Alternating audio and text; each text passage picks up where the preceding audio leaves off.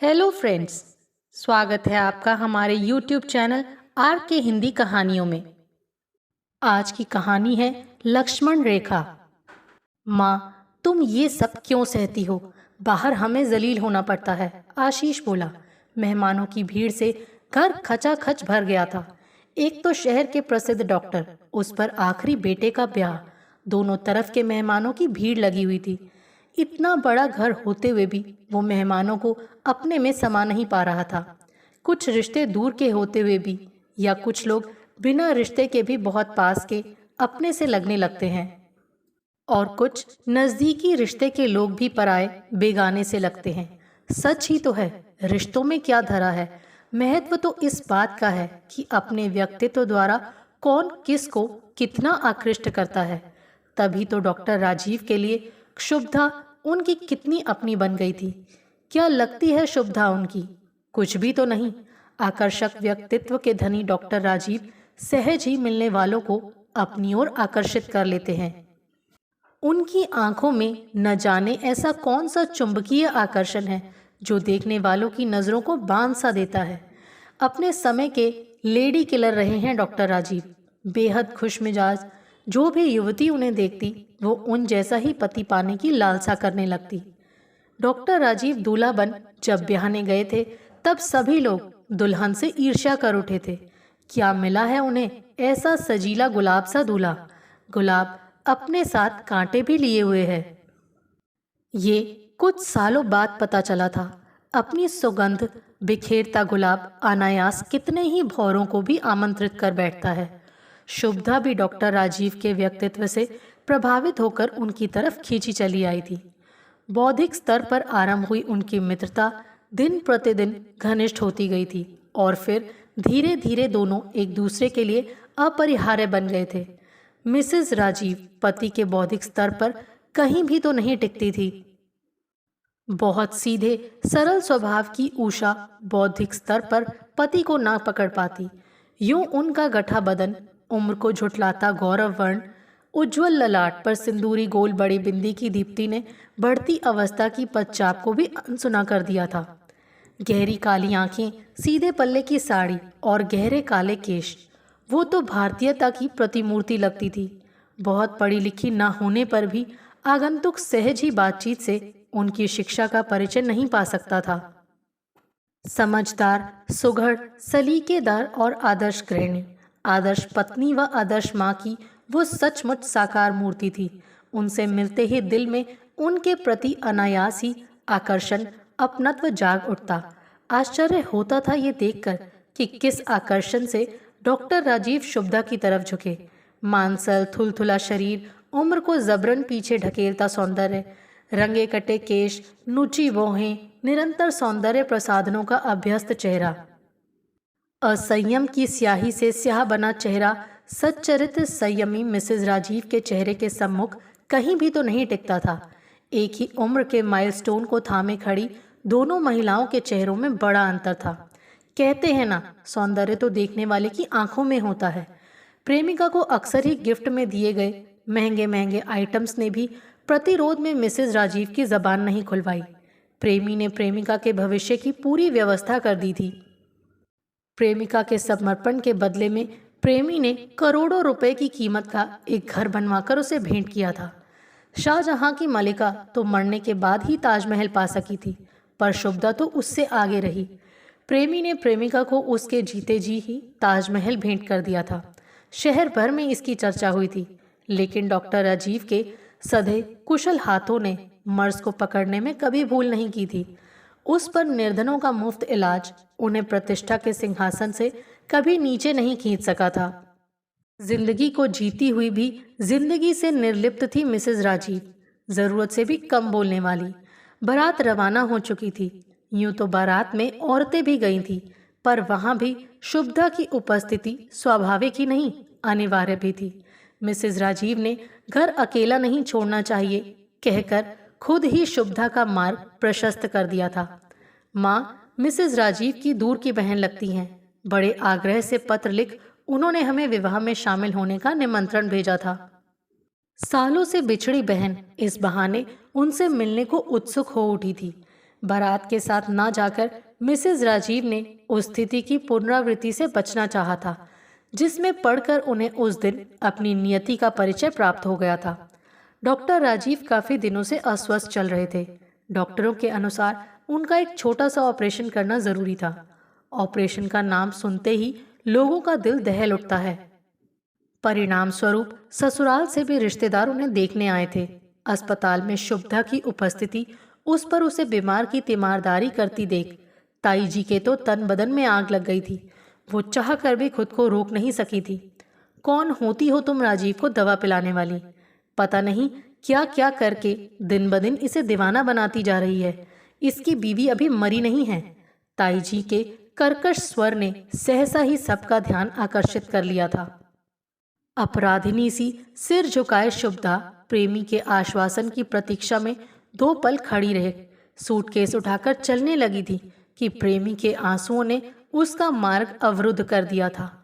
उषा पूरे दृश्य की साक्षी बनकर पति की आंखों की मौन प्रार्थना पढ़ वहां से हट गई थी। पत्नी के जीवित रहते प्रेमिका की उपस्थिति, सब कुछ कितना साफ खुला हुआ।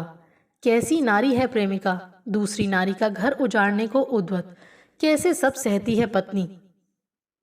पर नारी का नाम भी पति के मुख से पत्नी को सहन नहीं हो पाता, सौत चाहे मिट्टी की हो या सगी बहन।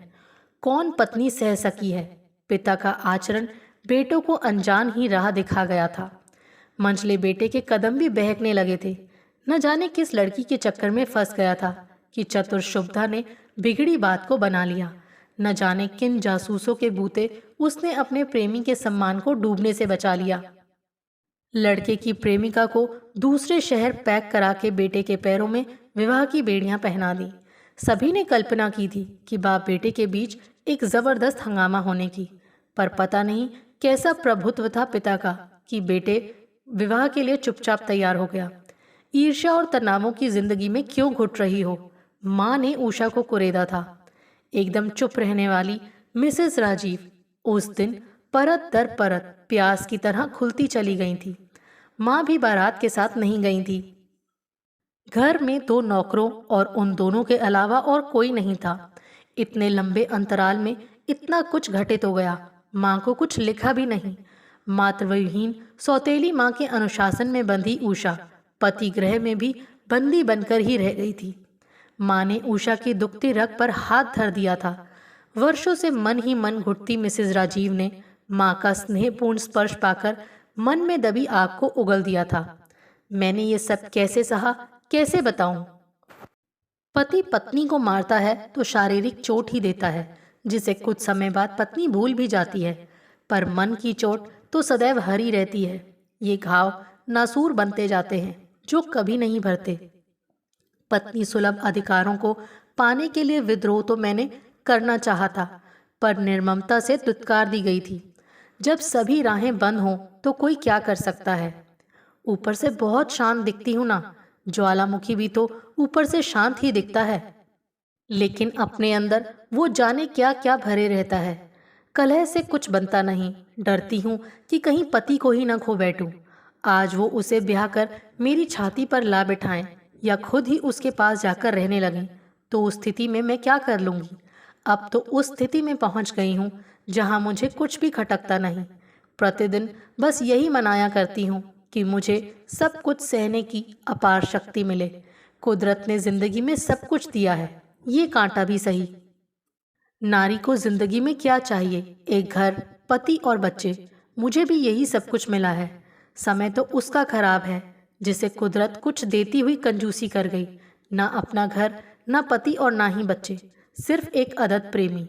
उषा कुछ रुक कर धीमे स्वर में बोली, दीदी, कृष्ण की भी तो प्रेमिका थी राधा। मैं अपने कृष्ण की रुक्मणी ही बनी रहूं, इसी में संतुष्ट हूं। लोग तो कहते हैं तलाक ले लो, क्या ये इतना सहज है? पुरुष निर्मित समाज में सब नियम भी तो पुरुषों की सुविधा के लिए ही होते हैं। पति को सब कुछ मानो, उन्हें सम्मान दो। मायके से स्त्री की डोली उठती है तो पति के घर से अर्थी। हमारे संस्कार तो पति की मृत्यु के साथ ही सती होना सिखाते हैं।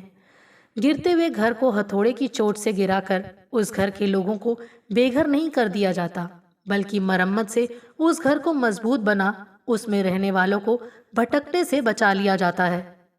तनाव और घुटन से दो ही स्थितियों में छुटकारा पाया जा सकता है, या तो उस स्थिति से अपने को अलग करो या उस स्थिति को अपने से काट कर। दोनों ही स्थितियां इतनी सहज नहीं हैं। समाज द्वारा खींची गई लक्ष्मण रेखा को पार कर सकना मेरे बस की बात नहीं। मिसेस राजीव के उद्गार उनकी समझदारी के परिचायक थे। कौन कहेगा कि वो कम पढ़ी लिखी हैं? शिक्षा की पहचान क्या डिग्रियां ही हैं? बारात वापस आ गई थी। घर में एक और नए सदस्य का आगमन हुआ था। बेटे की बहू वास्तव में बड़ी प्यारी लग रही थी। बहू के स्वागत में उषा के दिल की खुशी उमड़ी पड़ रही थी। रस्म के मुताबिक द्वार पर ही बहू बेटे का स्वागत करना होता है। बहू बड़ों के चरण स्पर्श कर आशीर्वाद पाती है। सभी बड़ों के पैर छू आशीष द्वार से अंदर आने को हुआ तो किसी ने व्यंग से चुटकी ली, अरे भाई, इनके भी तो पैर छुओ, ये भी घर की बड़ी हैं। शुभदा स्वयं हंसती हुई आ खड़ी हुई। आशीष के चेहरे की हर नस गुस्से में तन गई। नया जवान खून कहीं स्थिति को अप्रिय ही न बना दे। बेटे के चेहरे के भाव पढ़ते हुए मिसेस राजीव ने आशीष के कंधों पर हाथ रखते हुए कहा, बेटा, आगे बढ़कर चरण स्पष्ट करो। काम की व्यस्तता व नई बहू के आगमन की खुशी में ये सभी ये बात भूल गए, पर आशीष के दिल में कांटा पड़ गया।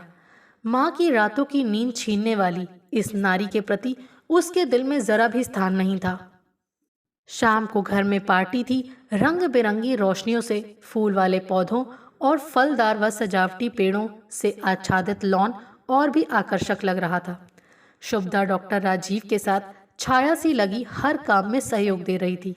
आमंत्रित अतिथियों की लिस्ट, पार्टी की मीनू, सभी कुछ तो उसके परामर्श से ही बना था। शहनाई का मधुर स्वर वातावरण को और भी मोहक बना रहा था। शहर के मान्य व प्रतिष्ठित लोगों से लॉन खचाखच भर गया था। नई नवेली बहू संगमरमर की तराशी मूर्ति सी आकर्षक लग रही थी। देखने वालों की नजरें उसके चेहरे से हटने का नाम ही नहीं लेती थी।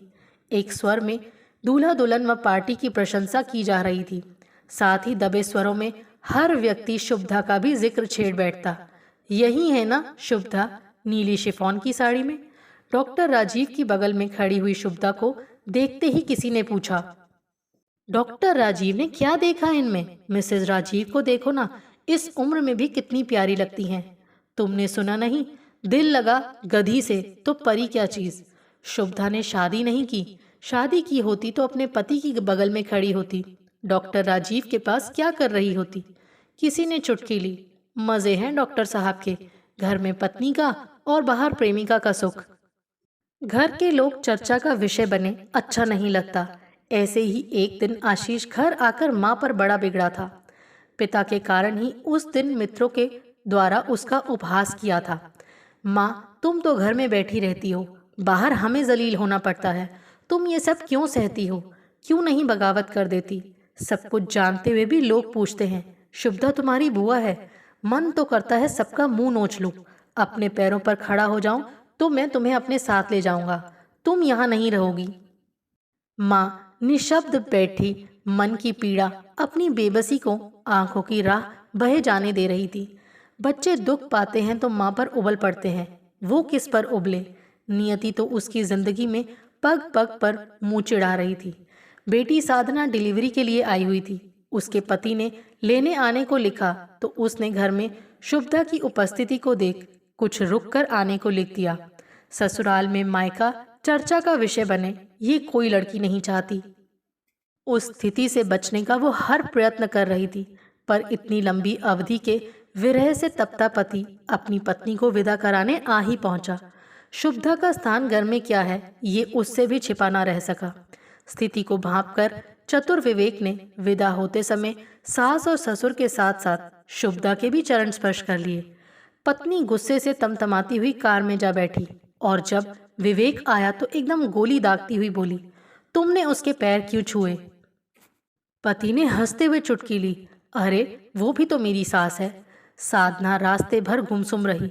बहुत दिनों बाद सुना था आशीष ने माँ को अपने साथ चलने के लिए बहुत मनाया था, पर वो किसी भी तरह जाने को राजी नहीं हुई। लक्ष्मण रेखा उन्हें उसी घर से बांधे रही। आंतरिक साहस के अभाव में मिसेस राजीव उसी घर से पति के साथ बंधी हैं।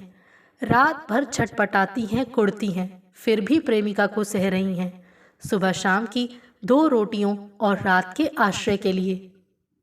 वो डरपोक हैं, समाज से डरती हैं, संस्कारों से डरती हैं, इसीलिए उन्होंने जिंदगी से समझौता कर लिया है। सुना था इतनी असीम सहन शक्ति व धैर्य केवल पृथ्वी के पास ही है, पर मेरे सामने तो मिसेस राजीव असीम सहनशीलता का साक्षात प्रमाण है।